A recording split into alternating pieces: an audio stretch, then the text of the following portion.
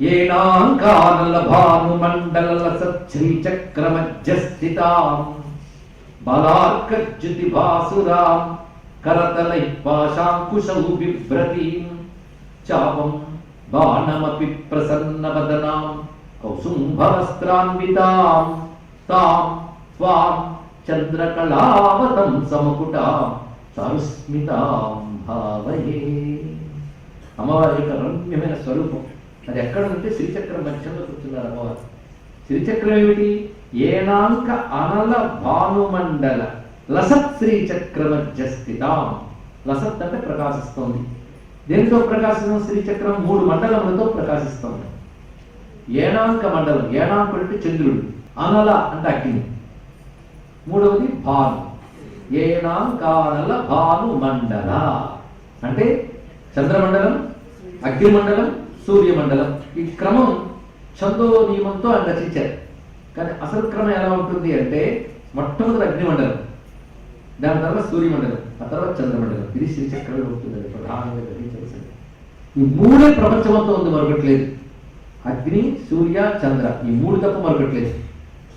భగవంతుడు కనబడట్లేదు అని చాలా మంది అంటారు, కానీ ఈ 3 ఉన్నది భగవంతుడే తెలుసుకోవాలి.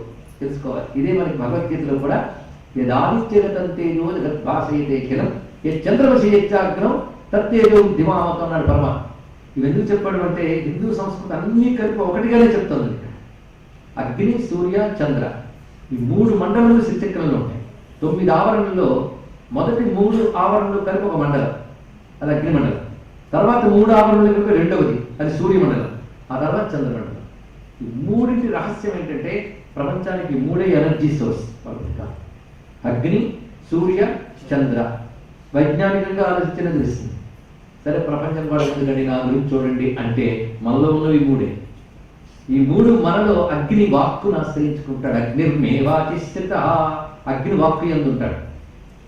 అదేవిధంగా సూర్యుడు దృష్టి శరీరం, శరీరానికి సూర్యుడు.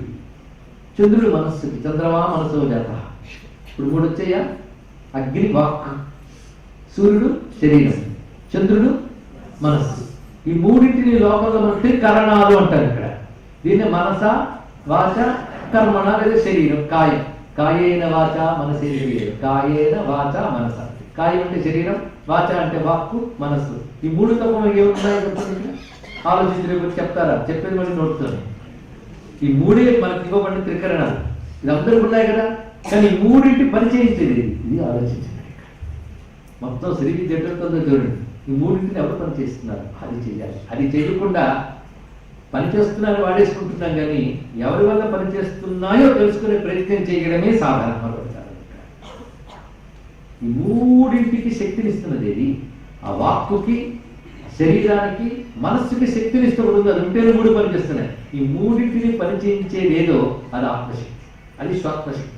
స్వాత్మశక్తి 3 అలాగే సూర్య, చంద్ర, అగ్ని మండలంలో ఎందుకు ప్రకాశించే ఒకటే స్వరూపం. అందుకే ఈ 3 కలిపి శ్రీచక్రం, ఆ 3 కలిపి శరీర చక్రం, పరమ చక్రం. శ్రీచక్రం ఇదే. నేను శ్రీచక్రం కొన్ని ఇంట్లో పెట్టుకోవచ్చా అంటే ఒంట్లోనే పెట్టుకున్నావు శ్రీచక్రం. ఇంట్లో పెట్టుకోవాలంటే కానీ నియమాలు అవసరం. ఒంట్లో ఉన్నదాన్ని తెలుసుకో. భక్తి